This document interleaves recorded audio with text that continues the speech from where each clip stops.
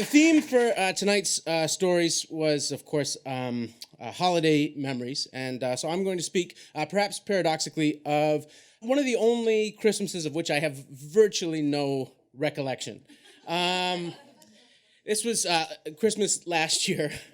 And I realize that's a slightly alarming thing for a 34-year-old man to say that he has no recollection of last year's Christmas. It was just that my mind was elsewhere all last December. Last December, my wife and I were expecting our baby.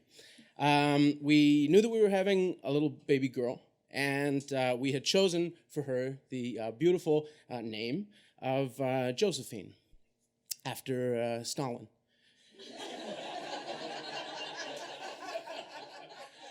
Our due date was December 22nd, and when I say our due date was December 22nd, I mean my wife's due date was December 22nd, and I was her ride to the hospital. Now, I knew going in that due dates were not gospel, and everyone lines up to tell you that. There is nothing that brings out more irritating, unsolicited folk wisdom than a pregnancy. And so everyone was battering down our door to tell us stuff like, oh, they never arrive on their due dates, and the first child is always late, which I think if that were in any way demonstrably true, doctors probably would have glommed on by now, right? And would be giving adjusted due dates.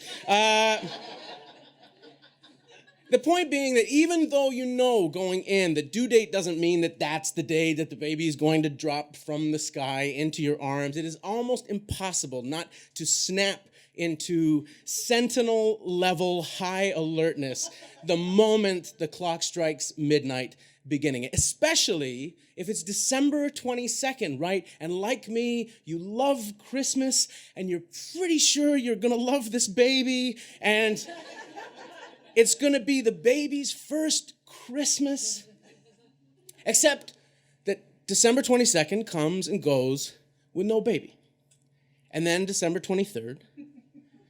And then it's Christmas Eve. And then I start to panic because, well, if the baby comes now, we won't do any Christmas stuff. We'll be in the hospital. There won't be a tree. Will it be baby's first Christmas if there's no... And also, how am I going to get stuffing? Who's going to bring stuffing to the maternity ward? I'm obsessing about stuffing, which I'm sure is symbolic of pregnancy somehow. And then I calm down and I think, wait a minute. We're getting closer and closer to midnight. This baby could come on December 25th, and how great would that be? December 25th, she would share her birthday with the two messiahs, right? Jesus Christ and Justin Trudeau, and she would have this amazing story, and it's kind of, the name that we've chosen is, kind of Christmassy, right? Josephine, and Joseph he's a minor Christmas character, but he's in there, and anyway, it's all a moot point because December 25th comes and goes. It goes by in a total fog. I'm nervous, I'm ornery, I'm pouting through the whole Christmas. I don't remember any of it, but my wife says I got into a fight with my cousin because she spilled wine on me. But I was just sullen and angry that the baby wasn't here. All great signs of the emotional maturity that I was about to take into fatherhood. Boxing Day comes. No baby.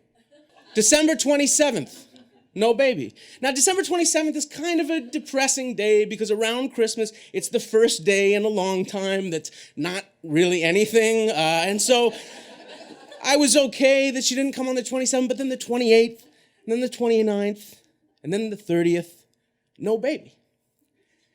Now, when you're 2 or 3 days past your due date, you're on tenterhooks. When you're 5, 6 days beyond the due date, you're pulling your hair out. When you're more than a week past your due date, you turn to your partner and you go, hey, remember when we were going to have a baby? That was so weird. December 31st, we go to the hospital and begin the long process of induction. They put a balloon behind my wife's cervix and inflate it. This is to stretch the cervix, although it was also festive. It was New Year's Eve. The morning of January 2nd, we arrive at the hospital, and this is the hospital visit that's the you don't leave until you have a baby visit. And they give my wife oxytocin to induce labor, and it brings on waves of very powerful, very fast, and very painful contractions. So my wife gets an epidural. If you're morally opposed to epidurals, congratulations. We loved ours. But it's a day of mostly lying around, and then my wife working very hard, and then lying around again. We get to midnight, and now it's January 3rd. And now the action starts. Now she's pushing. But now it's scary because when she's pushing, the baby's heart rate on the monitor is plummeting. And that's relatively normal. But what wasn't normal was that the heart rate wasn't coming back up. And so at this point, the mood in the room is starting to change. The doctor says it's probably something to do with the umbilical cord. Either it's too short or it's too long, and it's wrapped around the baby's neck. And this is the point where I start really panicking. Now, I'm a catastrophist and a pessimist by nature, but this I came by honestly. The mood had definitely darkened, but more than that, when I had asked about something that turned out to be trivial earlier in the day, one of the nurses had said, "Don't you worry. As long as it's just me in the room, you're fine. When you need to start panicking is when the room starts filling with people." So now I'm looking out at what appears to be a street gang in scrubs. People are being woken up in the middle of the night and called in.